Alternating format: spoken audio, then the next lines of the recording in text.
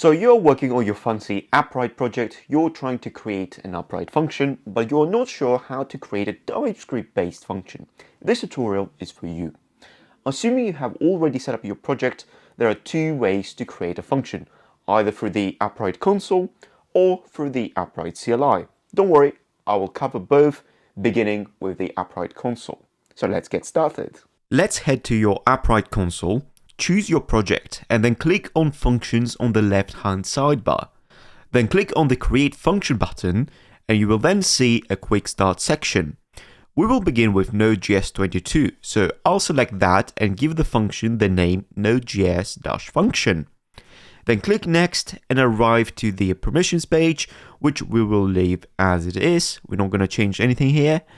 But for the next section, the deployment section, you'll be asked whether you want to connect the function with Git.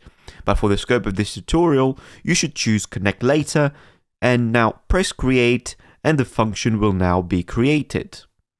Appwrite Cloud Functions can only run JavaScript code, so that means we need to compile the TypeScript code into JavaScript. Before we move on to writing some code, we will first have to go to the function settings, scroll down to the configuration section, change the entry point to dist/main.js, and click on build settings, change the command to npm install &&npm run build, and click on the update button. The reason why we want to add the npm run build is because in the next step we will introduce a new command that will compile the TypeScript code into JavaScript, as we want this to happen as part of the function's build process. The next step is to pull the function's codebase into your project. To do this, type Appwrite pull functions, select your newly created Node.js function, and type Y when asked, do you want to pull the source code of the latest deployment? You should now have the structure that looks like this. Let's install a couple of dependencies. We will need TypeScript library and the types node library to resolve the Node.js types. We will also add a command called build that will compile the TypeScript file into a JavaScript one. Since we are dealing with TypeScript, we need to create a tsconfig.json file. In this particular case, we will use the node next module so that the TypeScript can resolve imports properly. And we can also add some boilerplate for our function and try to build it.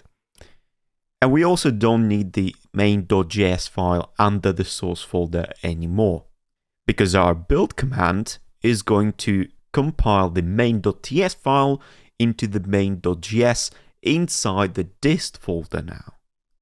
We can of course test it locally before we deploy it to the Appwrite Cloud.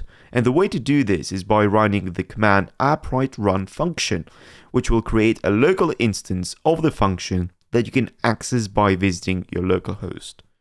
As you can see, the build is successful, and we can now test the function. The function returns the JSON message as intended, and we are now ready to push the updated function codebase to the cloud. To do that, open your terminal and type appwrite push function. Choose the function and wait for the deployment to be completed.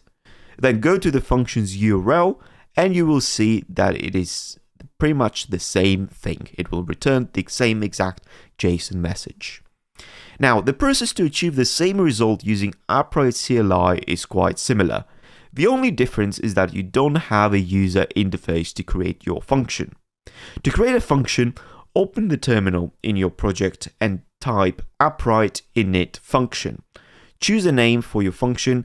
The ID can be auto-generated, so just press enter, and then choose Node.js 22 for your Node.js version. You will now notice that there's a new folder called Node.js-function-2.